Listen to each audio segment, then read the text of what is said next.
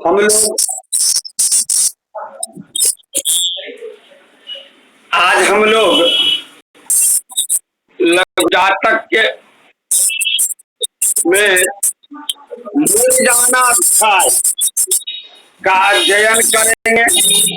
निर्जान का अर्थ होता है अंतिम यात्रा, मृत्यु।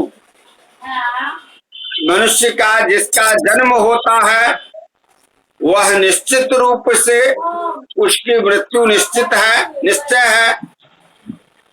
तो उसका हेतु ग्रहानुसार कौन ग्रह जो है के कारण से किस धातु से उसकी मृत्यु होगी, यह जो है इसका, और मरणोपरांत वह किस लोक में जाएगा, मोक्ष होगा या स्वर्ग देवलोक में जाएगा या मृत्यु लोक में जाएगा, आदि आदि बातों का विचार इस अध्याय में किया जाएगा। तो चलिए निर्जाना अध्याय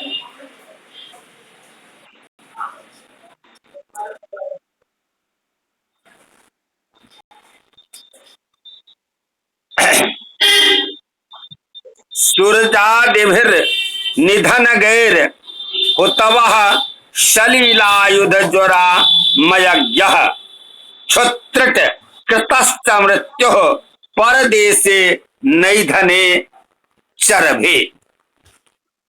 अब ये जो सूर्य आदि ग्रह है, सूर्य से लेकर के शनि पर्यंत, और निधन भाव हमारे 12 भाव के अंतर्गत अष्टम भाव को मृत्यु भाव कहा गया है, निधन भाव कहा गया है। उसमें ग्रहानुसार कौन ग्रह है तो क्या फल है, वही इस श्लोक में दर्शाया गया है। सूर्यादि ग्रह क्रमशः जस्य जन्म लग्नात् अष्टम स्थाने अर्को भवति तस्या अग्नि हेतु को मृत्युर्भवति। जिसके जन्म लग्न से 8वें भाव में यदि अगर सूर्य बैठा हो तो अग्नि उसका मृत्यु का कारण बनेगा। जैसे विद्युत, गैस, आजकल अग्नि का प्रयोग कम होता है, तो अग्नि नहीं तो आग्नेय पदार्थ से उसकी मृत्यु निश्चित है। तो जस्या जन्म लग्नात् अष्टम स्थाने अर्को भवति तस्या अग्नि हेतु को मृत्युर्भवति।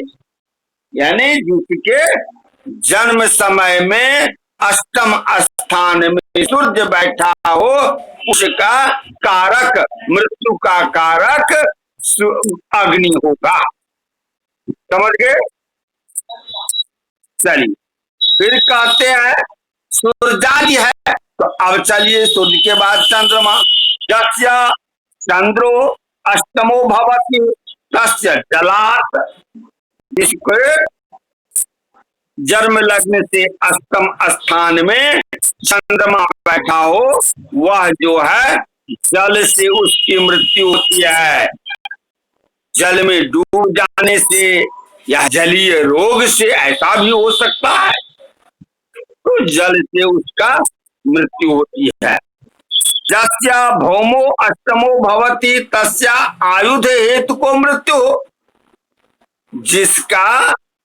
जिसके जन्म लग्न से अष्टम भाव में मंगल बैठा हो उसको आयुध, आयुध माने होता है अस्त्र शस्त्र, अस्त्र शस्त्र से मृत्यु होता है। जस्य बुधो अष्टमो भवति तस्य ज्वर हेतु को मृत्यु। जिसको जिसके जन्म लग्न से 8वें भाव में बुध बैठा हो उसको ज्वर के प्रकोप से उसकी मृत्यु होती है। समझ गए? जस्य गुरुरष्टमो भवति तस्य अमयात्, तस्य अमयात् अर्थात आमयाद अजीर्णादि रोगात, अजीर्ण रोग जिसको कहते हैं अपच रोग, यानी कि उसको अंग्रेजी में फूड पॉइजनिंग भी कह सकते हैं। तो जिसके 8वें भाव में जन्म लगने से 8वें भाव में मतलब गुरु बैठा हो उसको अजीर्ण यानी अपच रोग से मृत्यु होती है। फिर कहते हैं जस्या शुक्रो अष्टमो भवति तस्या क्षुधेतु के मृत्यु हो। जिसके 8वें भाव में जन्म लगने से 8वें भाव में शुक्र बैठा हो तो क्षुधा से अतृप्त होकर के क्षुधा भूख के कारण उसकी मृत्यु हो जाती है। समझ गए? अब कहते हैं जस्या शनैश्चरो अष्टमो भवति तस्या त्रिढेतु को मृत्युर्भवति। अर्थात जिसके मतलब शनि हो, जिसके जन्म लगने से 8वें भाव में तो उत्तृष्णा अर्थात प्यास के कारण, पिपासा के कारण मृत्यु होती है। यही जो है मतलब है। अब इसमें एक बात है यह और विशिष्टता यह सोचना चाहिए कि यदि अगर ऐसा तो नहीं है कि एक ही ग्रह बैठा हो, अनेक ग्रह, यदि अगर एक से अधिक ग्रह बैठा हो, 1 ग्रह 2 ग्रह 3 ग्रह 4 ग्रह, तो फिर उसमें क्या करना है? तो उसमें कहते हैं कि अष्टम स्थान यदि बहवो ग्रह अष्टम स्थान गता भवन्ति तदा जो बलवान तद्धेतु को मृत्युर्भवति। उसमें जो बलवान हो, अर्थात बलवान कैसे होते हैं ये लोग तो हम लोग समझते हैं, अपने घर में हो, अपने उच्च में हो, अपने मित्र के घर में हो। तो वो जो है मतलब जो सबसे बलवान 4 ग्रह में जो सबसे बलवान होगा वही हेतु होगा मृत्यु का। समझ गए? कहते हैं क्या एवं प्रकारे जाते दर्शनार्थ ज्ञान माह। अब कहते हैं जस्य लग्नाष्टमो राशिश्चराख्यो भवति तस्य परदेशे मृत्युर्भवति। अब 3 प्रकार के राशि हैं, चर, स्थिर और द्विस्वभाव, है ना? तो जिसके 8वें स्थान में चर राशि हो उसकी मृत्यु परदेश में होता है। समझ गए? और फिर कहते हैं क्या कि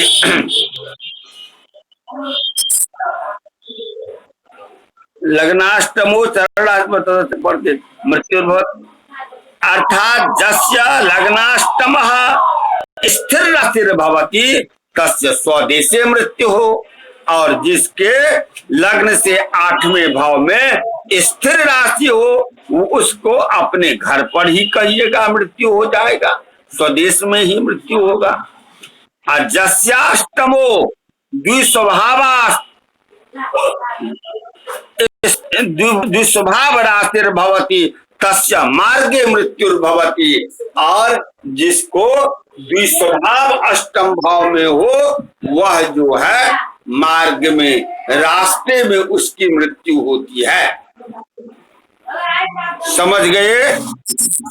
चलिए अब दूसरा श्लोक में प्रारंभ किया जा सकता है। बोलिए।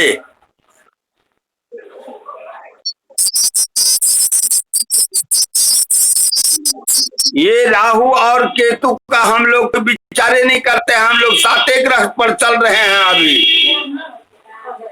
अभी हम लोग सात ही ग्रह पर चल रहे हैं, क्योंकि ये जो है लघु जातक और बृहद जातक आदि ग्रंथ में बराह मिहिर ने केवल सात ही ग्रह को माना है, इसलिए सात ही ग्रह का जो है विचार किया है। समझे ना?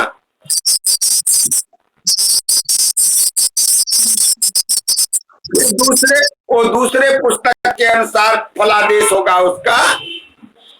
चलिए, अब मृत्यु का ज्ञान, अन्य प्रकार से मृत्यु का ज्ञान समझिए। जो वा निधनं पश्यति बलवांश तथा तु कोपजो मृत्यु लग्नात्र्यंश पतिना पतिर्वा द्वाविंशः कारणं मृत्यु।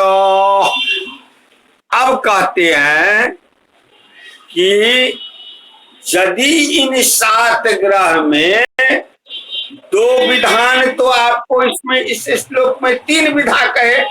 एक विधा तो यह कहे कि ये अमुक अमुक ग्रह एक एक ग्रह करके, दूसरी विधा कहे कि बहुत ग्रहों के साथ रहने पर, तीसरी विधा कहे कि चर या स्थिर या दुस्वभाव राशि रहने पर।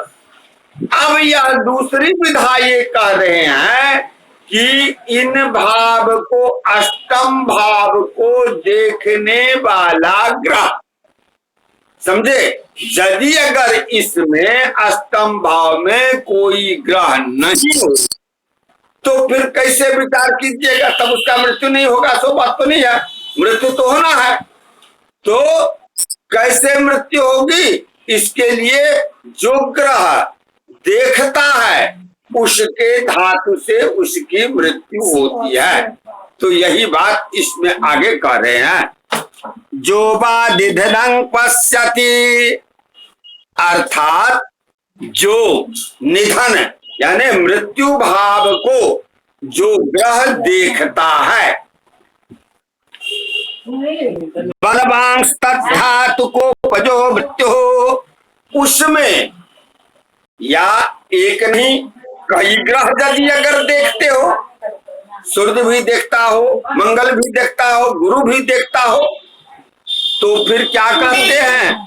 बलवांश तद्धातु को पजो मृत्यु, बलवान, उसमें जो बलवान हो उसके धातु की कुपित होने से उसकी मृत्यु होती है।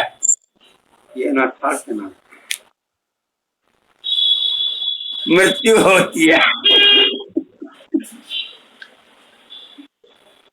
लग्नात्र्यंश पतिर्वा द्वाविंशः कारणं मृत्यु। अब देखिए, ऐसी स्थिति में एक और स्थिति आ गया कि यदि अगर उसको कोई ग्रह देखता भी नहीं हो तब फिर कैसे विचार किया जाएगा?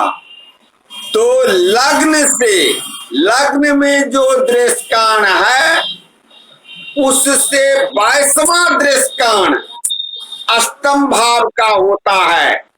उसके पति के अनुसार 22वां दृष्काण के जो पति हैं उनके अनुसार मृत्यु होता है।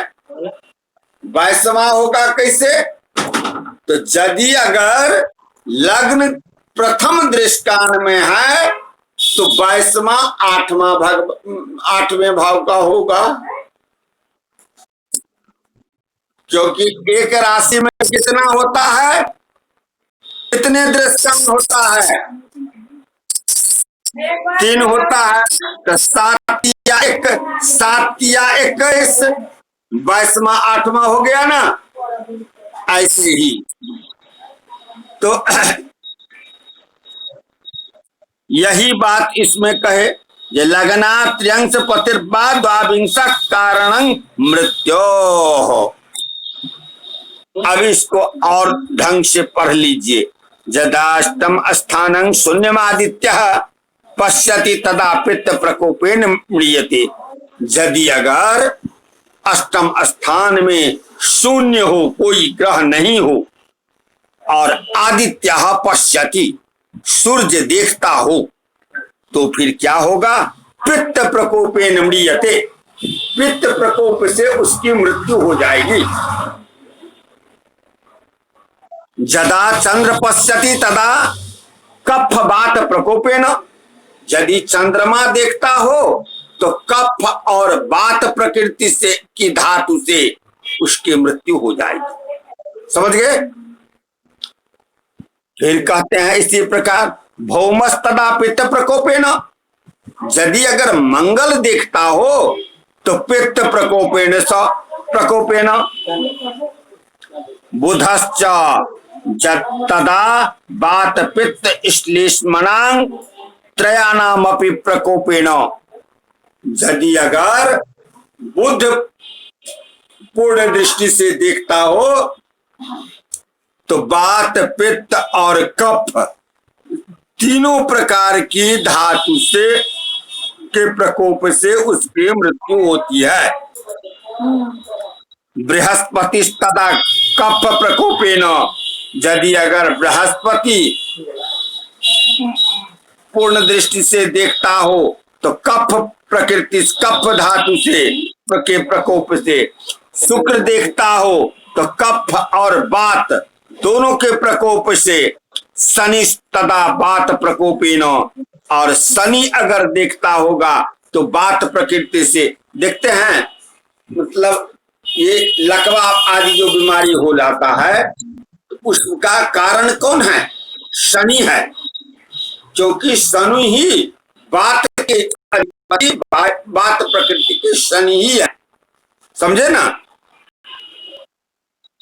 तो उससे मृत्यु हो जाती है। अब कहते हैं क्या ये गया? सौर्य तदा बात जदा बहवो ग्रहा अष्टम स्थानं पश्यति तदा तेखांग मध्य जो बलि भवति तस्य धातु को पेन मृत्युर्भवति, जिसको बहुत ग्रह यदि अगर देखते हो अष्टम स्थान को, 2, 3, 4 ऐसा तो देख सकते हैं ना, तो उसमें बलवान जो हो उसकी धातु से मृत्यु समझना चाहिए। समझ गए? चलिए, और फिर जो है मतलब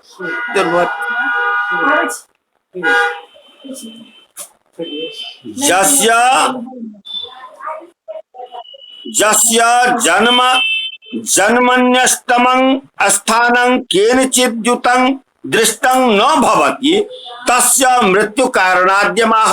अब कहते हैं कि यदि अगर 8वें भाव को कोई न देखता है और न ही कोई जुत है उसमें, तो फिर क्या करना है भाई? तो उसकी मृत्यु नहीं होगी। वो भी तो आदेश कोई पूछेगा कि बताइए कि इसका कारण जो है क्या है, तो क्या नहीं बता पाइएगा?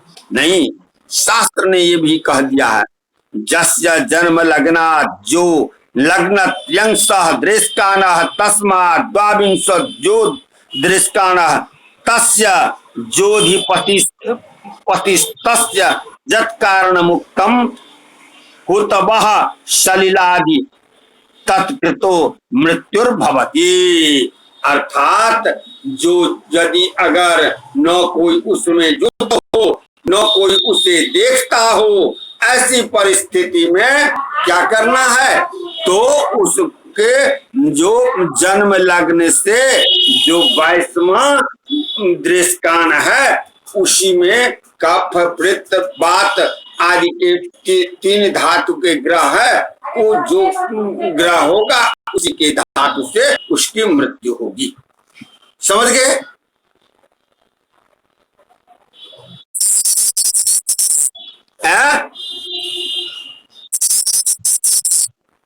नहीं समझलिए?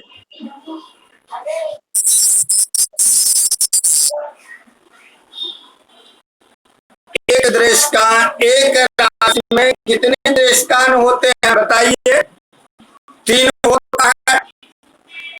तो यदि 8वें भाव में जाइएगा तो 7 भाव टपने के बाद ना 8वें में जाइएगा तो 7 या 21 हुआ, 22वां 8वां भाव हो गया।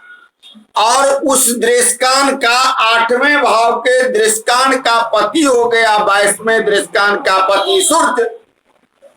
तो सूर्य किस धातु के प्रकृति के है? अग्नि प्रकृति के, पित्त प्रकृति के, है ना। अभी सूर्य का कारक बताए है ना कि सूर्य हो तो कैसे, मतलब किस हिसाब से मृत्यु होगी।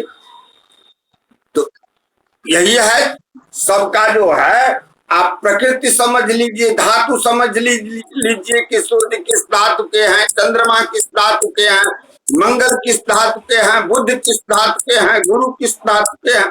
तो जो उसके दृष्टांत प्रति होंगे उसी के धातु से मृत्यु होगी। तो जैसे सूर्य का हो गया तो अग्नि, है ना,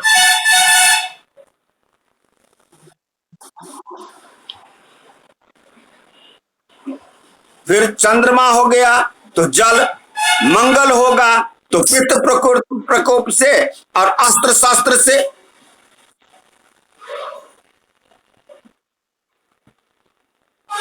अब समझे कि नहीं समझे? जी जी मत कहिए, कहां आपको संदेह है वो बताइए। सीधे जी गुरु जी हाँ बोलिए नहीं।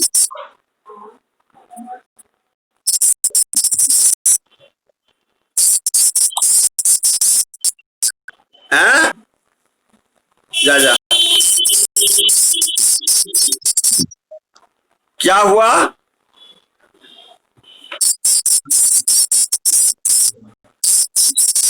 ठीक है,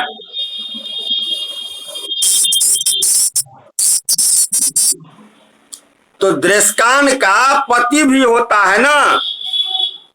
दृष्कान कैसे होता है? दृष्कान कैसे होता है? उसका स्वामी भी तो होता है। दृष्कान का स्वामी होता है। तो फिर आ से फिर शुरू करें।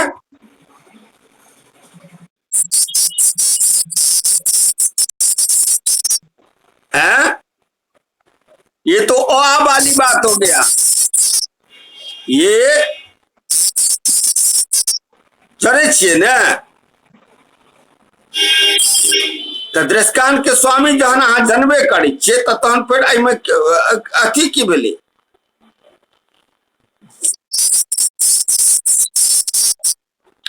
जे राइस हेतै से स्वामी ओकर भेलखिन, जे राइस भेलखिन ओहि राइस के स्वामी भेलखिन।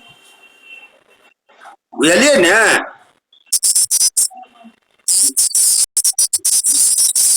देखिए, सुनिए सुनिए सुनिए, एक राशि में 3 दृष्टान होता है। पहला दृष्टान उस राशि के अधिपति होते हैं।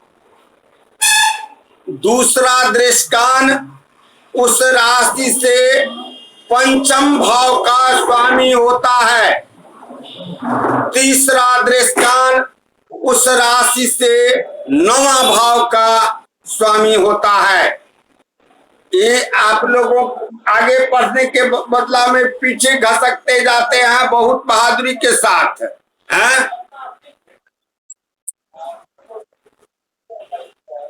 ये तक समाप्त हो गया। अब आप मरण का फलादेश कर रहे हैं और तब कह रहे हैं कि आ कैसे होगा ये बताइए, हैं? क्या देख रहे हैं उसमें? देखिए ना,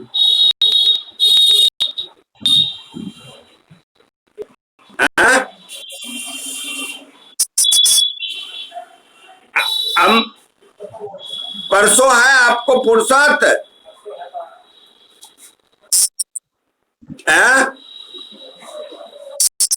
तो अब अगला जो क्लास में आप आइएगा तो हम जो है मतलब फिर इसमें सब बताएंगे, समझे ना? कि अब नवमांश का स्वामी, दृष्टांत का स्वामी, सप्तमांश का स्वामी, जितना भी खोडस वर्ग का है सबका स्वामी बताएंगे। एक मिनट।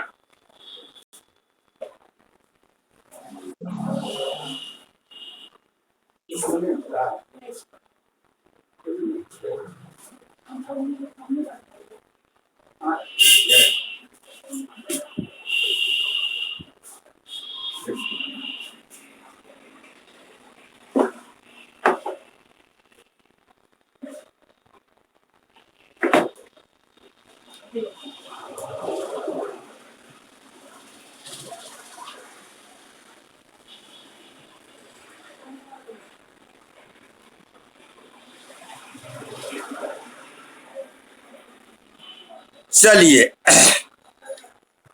अब आइए तीसरा में, मरणोपरांत अपर जोनिज ज्ञान। मरने के बाद कौन से, जिसकी मृत्यु हुई, जिसका जन्म हुआ उसका मृत्यु निश्चित है ना। अब मृत्यु होने पर पुनः जो है जन्म निश्चित है, क्योंकि ये आत्मा तो अमर है, आत्मा की तो मृत्यु होती नहीं है। तो वो आत्मा पुनः किस योनि में जाएगा यह जो है बता रहे हैं आपको। सुरपितृतिर्जंग नरकान गुरुरिंदु सित वस्त्रग्रवी यजमौ अरिपुरंध्रत्यंसकपा नयंति चास्तरी निधनस्थाः। देखिए अब कहते हैं कि जन्म लगने से तीन स्थान, खष्ट भाव, सप्तम भाव और अष्टम भाव में स्थित ग्रहों से में यदि गुरु बली हो तो जातक मरणोपरांत देव सुरलोक में जाता है। सुरलोक माने देवलोक में जाता है। चंद्रमा और शुक्र यदि अगर बली होता है तो पितृलोक में जाता है। मंगल और सूर्य बली हो तो मृत्युलोक में आता है। और बुध तथा शनि ज्यो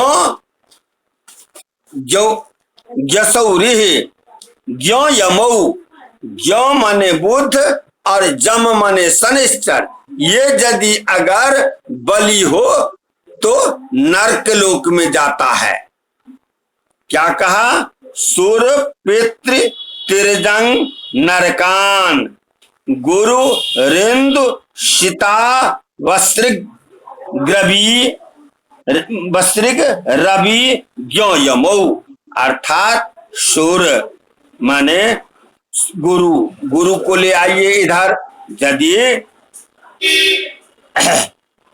छठे, सातवें, आठवें स्थान में यदि बृहस्पति हो तो निश्चित बलवान होकर के यदि बृहस्पति बैठे हो तो वह कहाँ जाता है? सुरलोक में, है ना। और यदि अगर तो चंद्रमा और शुक्र बली हो तो पितृलोक में, मंगल और सूर्य बली हो तो मृत्युलोक में, बुध और शनि यदि अगर बली हो तो नरक लोक में जाता है।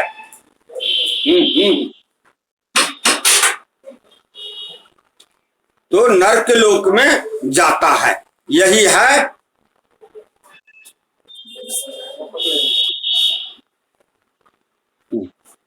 पिछला कुछ कारण भी छूट गया। तो नरक लोक में जाता है, समझे ना। ये जो है मतलब इसी यदि छठे, सातवें और आठवें भाव में कोई ग्रह नहीं हो तब फिर किस लोक में जाएगा? तो छठे, सातवें और 8वें भाव के दृष्काणाधिपति, दृष्कान के जो स्वामी हो वही तत्संबंधी लोक में जाएगा। अब फिर कहिएगा हम दृष्कान के स्वामी नहीं समझते हैं, अब तो मोटा मोटी हम आपको अब जो है समझ गेलिए ने से ठीक है। चलू आब अहाँ आबि गेलहुं, एखन तो लोक आवेग कहलनि, मृत्यु के कारण कहलनि, आब अहाँ के कहे छथि मोक्ष के ज्ञान। मोक्ष के ज्ञान जे कोना व्यक्ति के मोक्ष भ जेतै, केहन ग्रह के स्थिति रहतै त मोक्ष हेतै, बुझलौ ने। त खष्ठाष्टम कंटक गो गुरु रुचो भवति मीन लगने बा। अब कहे चाहे देखो बड़ा सुंदर, खष्ठ अष्टम और कंटक। कंटक ककरा कहल जाय छै से बुझल है ना। हाँ, केंद्र की पर्यायवाची शब्द कंटक है। तो और इधर अष्टम कंटक यानी कि 6ठे भाव, 8वें भाव और कंटक माने केंद्र भाव में यदि बृहस्पति गुरु रुचो भवती, यदि गुरु उच्च होकर के बैठे हो, अमीन लगने बा, और मतलब जन्म समय अथवा मृत्यु के समय, दोनों समय में ये करिएगा। जन्म समय अथवा मृत्यु के समय में लग्न 6, 8, 1, 4, 7, 10 इसमें से किसी भी स्थान में उच्चस्थ गुरु किस भाव में उच्च होते हैं, किस राशि में। हाँ हाँ, तो उच्च हो करके कर्क राशिगत गुरु यदि अगर बैठे हो तो मरणोपरांत मोक्ष होता है। जन्म लग्न से अथवा मृत्यु लग्न से यदि बृहस्पति खष्ठाष्टम और कंटक यानी 1, 4, 7, 10वें स्थान में कर्क लग्न में या लग्न में मीन लग्न हो, और ये भी कहते हैं मीन लग्न में बृहस्पति हो, तो मतलब ये तो दूसरी बात हुई। गुरु उच्च हो करके यदि अगर बैठे हो तो मोक्ष समझना चाहिए।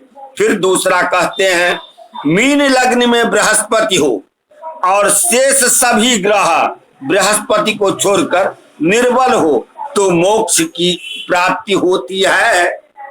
मीन लग्न हो और उसमें लग्नाधिपति बृहस्पति बैठे हो, और जो 6 राशि है वह जो है निर्बल हो, 6 ग्रह, तो मोक्ष होता है। समझ गए ना कि कहीं है पेंच पूछ लगा हुआ तो बोलिए। चलिए ठीक है। अब देखिए ये सब तो इस जन्म में हुआ कि मृत्यु कैसे होगा, कहां होगा, है ना। अब मोक्ष होगा कि नहीं होगा, अब कोई पूछ सकता है या हम जान सकते हैं कि पूर्व जन्म में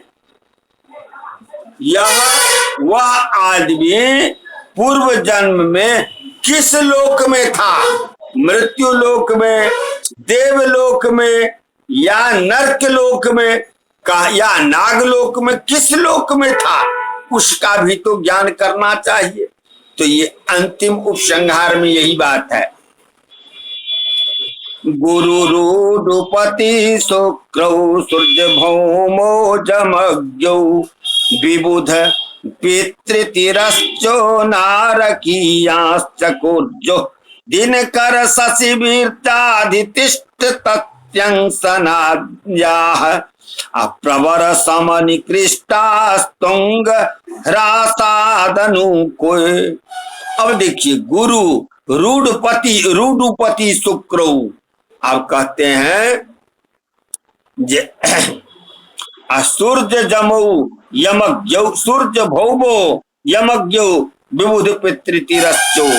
अब देखिए सूर्य और चंद्रमा में जो बलि हो, सूर्य और उडुपति माने चंद्रमा, इन दोनों में जो बलि हो वह जिस दृष्कान में हो, जिस ग्रह के दृष्कान में हो, उस दृष्कान का स्वामी यदि बृहस्पति हो तो जातक का पूर्व जोन में देव जोनी था।